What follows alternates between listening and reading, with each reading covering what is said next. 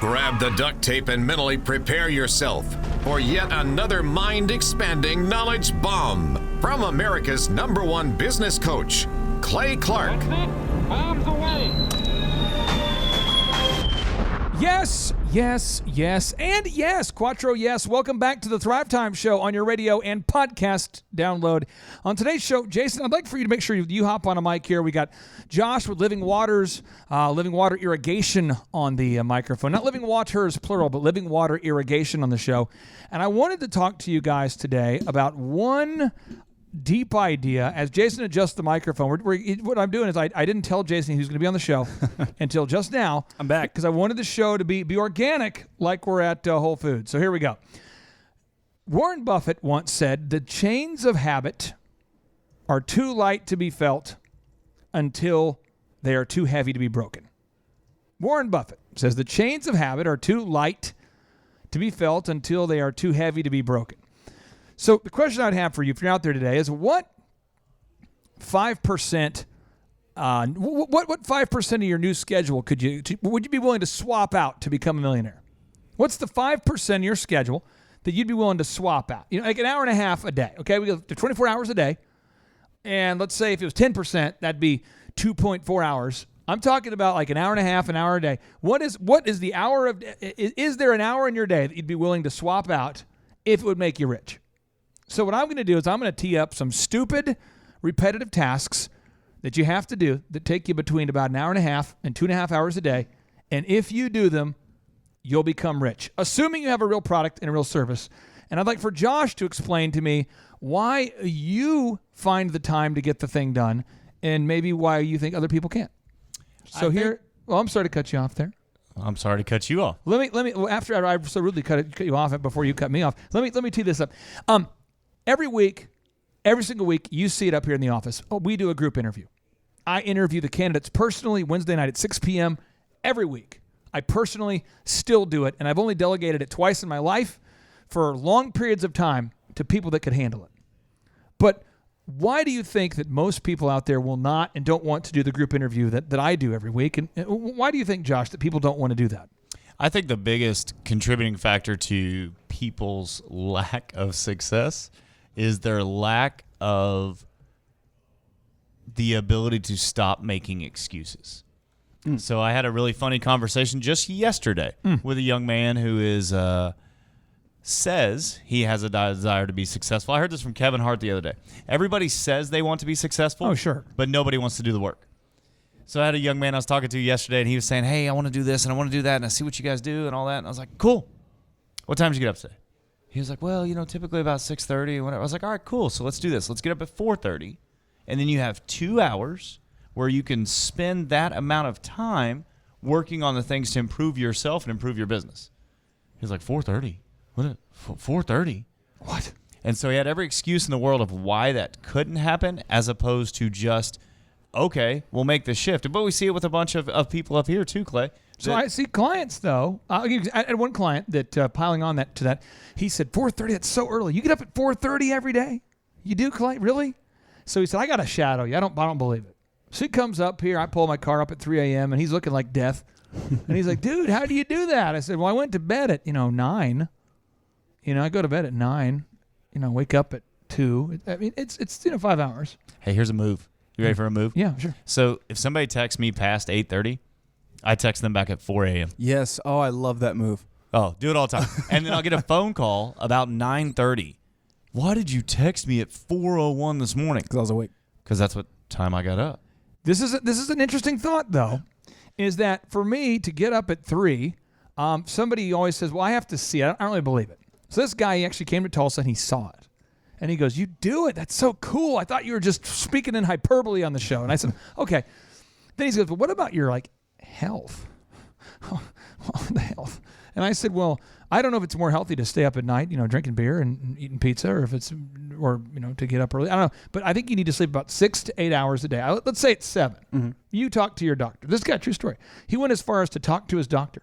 And the doctor's like, yeah, you need 7 or 8 hours of sleep. So if you go to bed at 10, just wake up at 4 or 5. But not 6 or 7 or 8. But again, if you can't create like the creator unless you're willing to work that 6th day. So if you put in that extra hour a day, 5 days a week, that's going to create that extra day for you to get ahead. Now, again, one thing you'd want to do, I'm talking about just about an hour a week right now, is you want to get that group interview done. That takes you about 30 minutes. And you say, well, Clay, that only leaves me like an hour or a half hour to get everything else done. Well, here's what you got to do. You got to get real objective Google reviews from your real clients and real objective video reviews from your real clients. Now, that'll take you about another half hour. Now, Josh, how do you find time to do that at Living Water Irrigation? But before you answer that question, how much are your sales up this year from 24 months ago? So we're up a little over, it's 300, to give you an exact number, 311%. So do I though give you a to-do list of after each coaching meeting of like hours and hours and hours of homework? I mean, isn't it normally just like 4 or 5 hours a week of stuff? Yeah, it takes me about 30 minutes to an hour every morning. I get to the office before everybody else gets there so I can have uninterrupted time. So I spend about 30 minutes to an hour on our agenda. That sounded weird. Hours, hour. So you let's say you had a 40-hour work week. Yes, sir. I'm just asking you to trade off about, it sounds like with you, about 7 or 8% of your work week to get all this stuff done. Can we talk about that 40-hour work week real quick? Yeah. I'll play the advocate of the devil, of the enemy. Do it. So have you ever met a successful person that works 9 to 5, sir? No, and I actually think it's not a biblical idea because in the book of Genesis and in the book of Exodus, it explains that you should work the 6th day. It talks about that God gave Adam the garden so that he should work it, but it talks about the 6th day. And a lot of people don't want to talk about the 6th day, but if you take the religious aspects out of it, just from a practical level, if you're a professional athlete and you're training 5 days a week and you're competing against guys who are training 7 days a week, you will lose. But if you want to make it religious, Exodus 16:5 reads, on the 6th day, they are to prepare what they bring in, and that is to be twice as much as they gather on the other days. So, what were you going to say, Josh? You're telling me I can't sleep in on Saturday? No, I mean, only if you want to be successful. You're telling me I can't go to the lake every weekend? Right. You're telling me that I can't grill out and have 50 people over whenever I can't even afford the food? There it is. You got to delay gratification. So, Jason, we're talking about this here. You work with great clients that can figure this out. I do. Why do you feel, again, going back to Warren Buffett's quote where he says, chains of habit are too light to be felt until they are too heavy to be broken. Mm-hmm.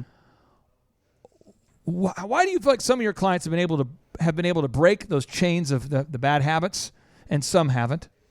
Well, I know for a fact the ones that have been able to break the chains are the ones that felt the immediate pain of the chains themselves. Like the second that they realized that habit was the one thing holding them back. Like, take for instance, we have, do you want me to say the business's name? Yeah, sure. Go for it. Yeah. So Alan with Motility, he is growing so much over the past week. Because, great job, Alan. Oh yeah, he's getting reviews, he's getting video testimonials, and on top of that, we're writing the content. Whereas before, it was this like ethereal idea. And he's like, I don't really know how I feel about it, and that became a habit of him just like kind of questioning it. Well, now that he sees his traction going up from it, he's all in. And I want to say this for everybody listening out there: if you are a member of our coaching program and you don't know why you need to do something, I blame myself for that because I feel like there's no poor students. Right. But once you know, I think in Alan's case, he was kind of trying to understand it. Yeah. So maybe I could have communicated it more succinctly. But I believe that once you know what to do, it is now incumbent upon you to do it. Right. But again, we're talking about the chains of habit are too light to be felt until they are too heavy to be broken. So I would just say, if you're listening out there today and you own a business that's already doing $500,000 a year and you say, Clay, I don't have a lot of time. I'm going to give you 3 tasks that I want you to do. The big 3. You hear in professional basketball, it's always the big 3. Can we get the big 3 together? Can we team up LeBron with Chris Bosh and Dwayne Wade? Can we get Rodman with Pippen, with Jordan? Can we win the championship? It's like it's guaranteed locked when 3 of your starting 5 are all-stars. It's like the Phil Jackson Trinity. Oh, there it is. So this is the big 3. 1, I want everybody out there, do the group interview every week. You got to do it. Interview all the candidates at one time, at the same time every week. No matter who applies, say, hey, we'd love to interview you this Wednesday at 6 p.m. and interview them then. And never stop. Because if you have bad people, nothing gets done. To quote Maya Angelou, the best-selling author, nothing works unless you do, or nothing works unless they do. Someone has to do the job. So that's going to take about a half hour a week to get that system going. Now you got to get those Google reviews. And Josh, how many people call you and say, Josh, man, I was reading those Google reviews and I'm going to move forward with you guys. I'm convinced. So we close, I would say the majority of our closes, I don't have a metric number on that, but the majority of our closes are because of our reputation online. Whether it be word of mouth or online. Yeah, we get 4 to 7 leads a day, so we do track that. We get 4 to 7 leads a day from Google. And are you trying to tell me that you actually have to schedule a time out in your schedule each and every day to ask? Each and every single day.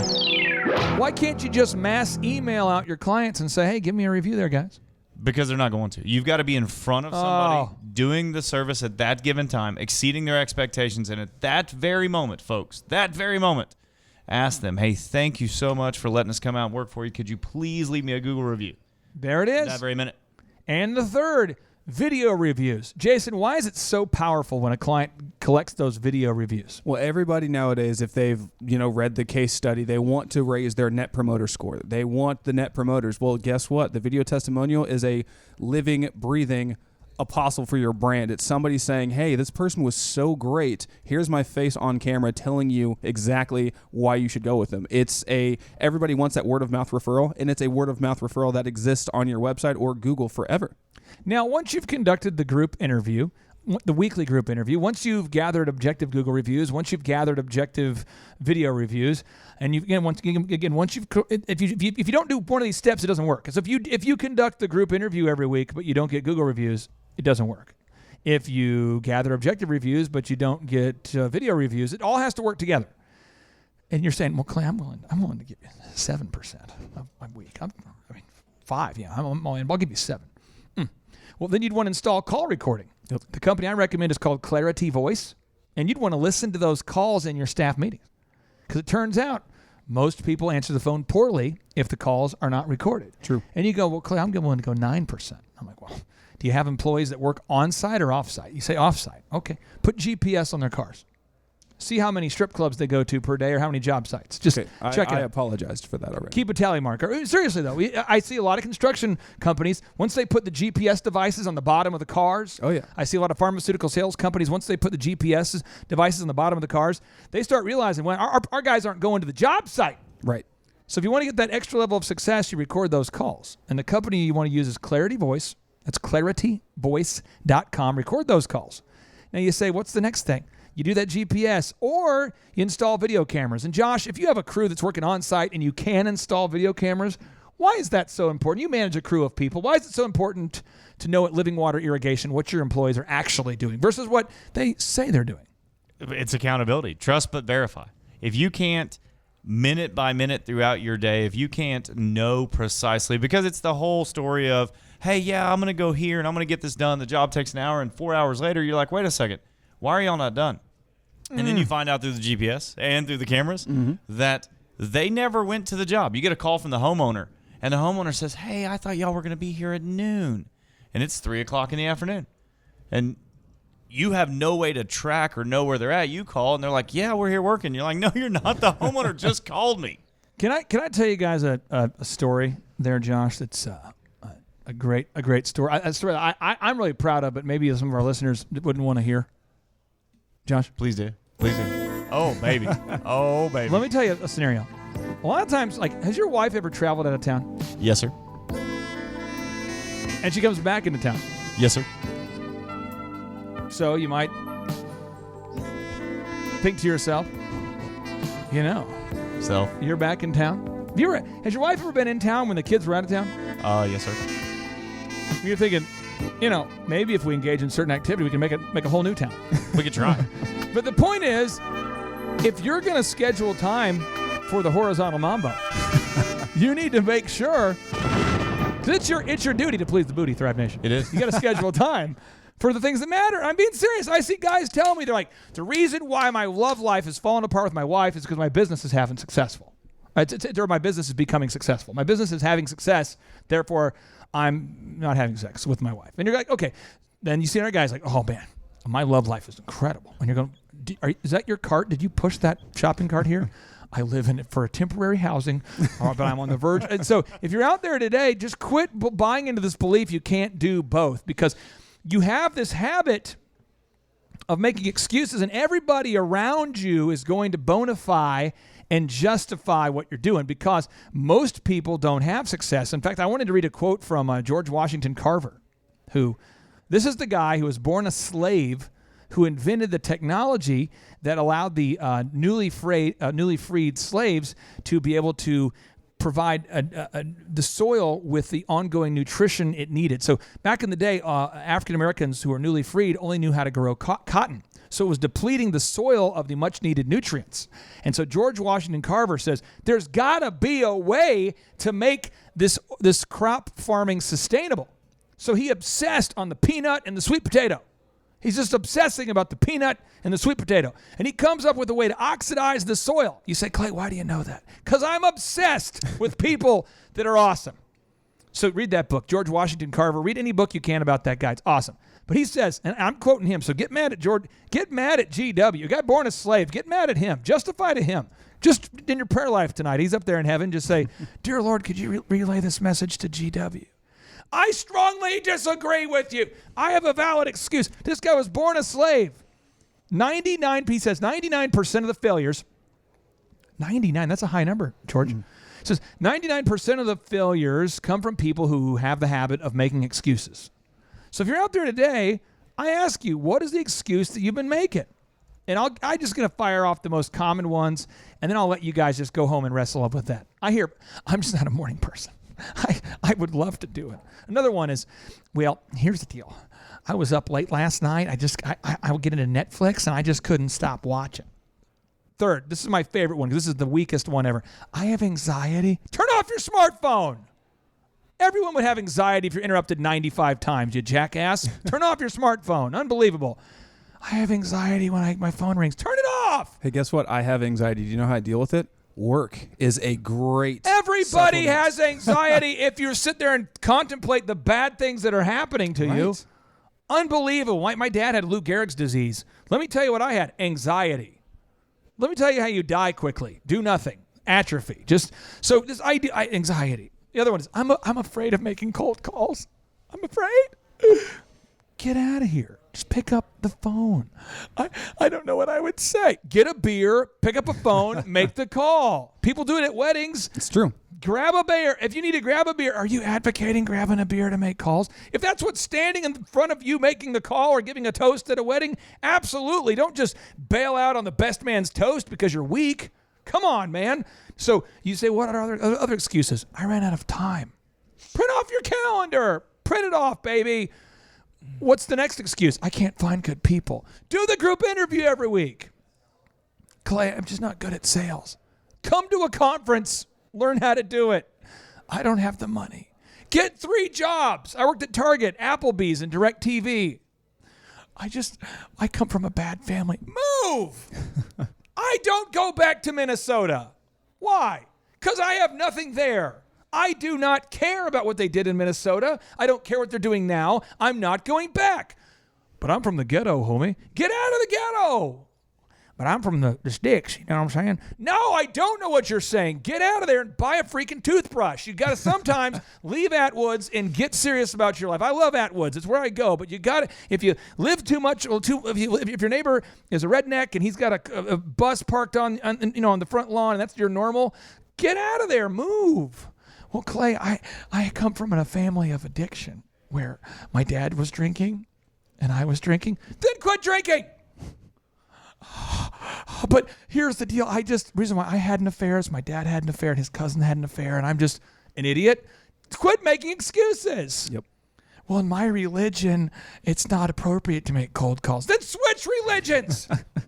Well, Clay, I don't do well when people yell at me. Okay. Then take your head and pull it out of your rectum and break the habits that are bad habits. You hear that sound? That was your head coming out of your rectum. You have the power to change. It is that's nice. You can do it, but this is I would be a mean person to validate your excuses. All right? So marinate on this George Washington Carver quote, and then we're going to call Matt with OxyFresh. 99% of the failures come from people, not you, who have the habit of making excuses. Again, 99% of the failures, not you, come from the people who have the habit of making excuses. And now that you know we're not talking about you, go tell the lazy person in your life that they don't need to live on your couch anymore. Tell your 34-year-old son to go get a job. Tell your 23-year-old son to quit going to college, actually declare a major and finish. Just quit saying you have carpal tunnel, go work out. Quit saying you have, just stop it. Just whatever excuse it is. There's an excuse for everything, and there's 99% of the population there to cheer for you and congratulate you and say, look, you have a disorder, I do too. Because people that aren't successful want company. Misery wants company. You'll find them. Just go to local networking events and find a whole bunch of unsuccessful people hanging out together, justifying their dysfunction. But I'm telling you this right now. You have the capacity to change. You have the tenacity to change. And now, without any further ado, we want to end the show with a light and happy boom. Here we go. 3, 2, 1, boom.